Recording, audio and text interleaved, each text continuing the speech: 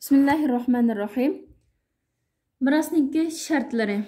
Yani mirasda hükümlerini, hukuklarının ispatlanishi uchun tuvandagi 3 shart ketadi. Birisi mavtul muvarris. Miras qoldiruvchi shaxsninki o'lib ketgan bo'lishi kerak. Hayot kishidan miras olmaydi. Haqiqiy o'lib ketgan bo'lishi kerak. Yani biz ko'zimiz bilan ko'rgan, xabarlari mashhur ketgan, o'lib ketdi degandek. Ondan keyin hükmü jihatdan qozi uning o'lib ketganligiga hukm chiqargan bo'lsa, misol bir kishini aytib uzoq yillar yo'qolib ketdi, zirasi yo'qolib ketdi, shundan qozi bo'ldi deb o'lganga hukm qilayotgan bo'lsa yoki bir kishi Darul Harbga, ya'ni murtad bo'lib ketib Darul Harbga ketgan bo'lsa, murtad bo'lib ketgan bo'lsa, qozi uni o'lik deb hukm qilayotgan bo'lsa, qozining hukmi bilan u hukmi o'lgan bo'ladi. Yoki taqdiran farzand o'lgan bo'lsa. Masalan, buningga misol homila bir ayolning qo'sqida buvoq bor, hamildor. Boshqa bir kishi u ayolni urib, shuning bilan ilqi buvoq chiqib ketdi, bo'ydan ajrab ketdi. Bu havolosida barliq mazhablarda ixtilof yo'q holatda bu buvoq muvarris bo'la oladi.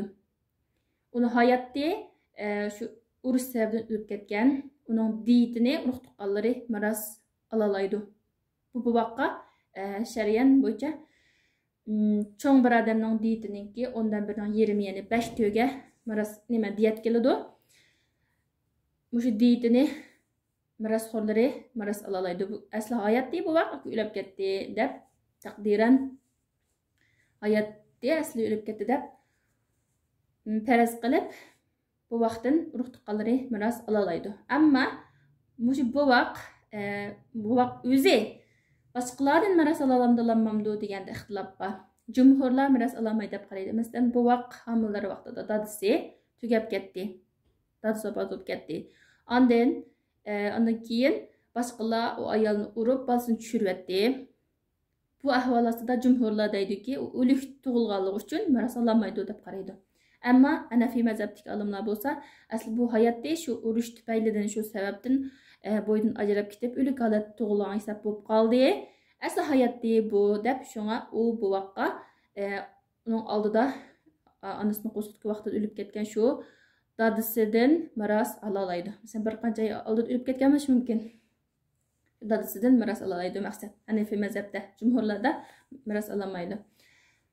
Ammo ittifoq holatda degandek bu vaqtning diyetini urug' tuqqanlari miros oladi. Mirasxo'r muvarris bo'ladi bu vaqt.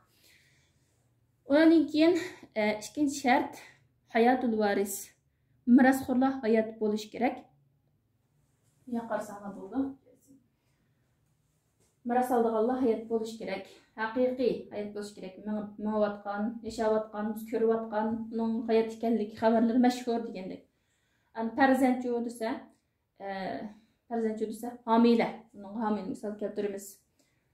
Homila onasining qo'shiqdagi chog'da, masalan, dadasi yoki qarindoshlari degandek vafot etib ketgan bo'lsa, u homilani biz hayot tug'ilishi mumkin deb faraz qilib turib, 4 xil ahvol bo'yicha o'g'il bo'lsa-chi, qiz bo'lsa-chi, hayot tug'ilsa-chi, o'lik tug'ilsa-chi deb turib, 4 xil ahvol bo'yicha miros ayirib qo'yamiz. Agar hayot tug'ilsa, miros beramiz.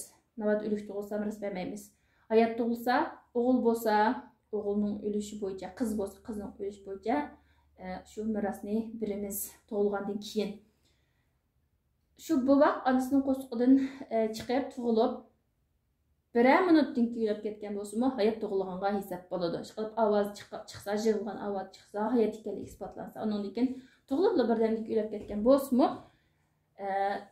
onasining qo'shiqdagi vaqtida dadasi tugab ketgan bo'lsa, shu dadasidan masalan miros oladi, hayot tug'ilganligi uchun. Uchinchi al-ilmu bi jihatil miras. Mana uchinchi xil mirosniki sababini bilish, qaysi sababdan, qaysi tarafdan miros ola oladi. Ularning o'rtasidagi munosabat nima? Nasab, qarobat, tuqqandoshlik munosabatimi yoki arayillik nikoh munosabatimi yoki vala munosabatimi? Buni chuqur yaxshi bilish kerak.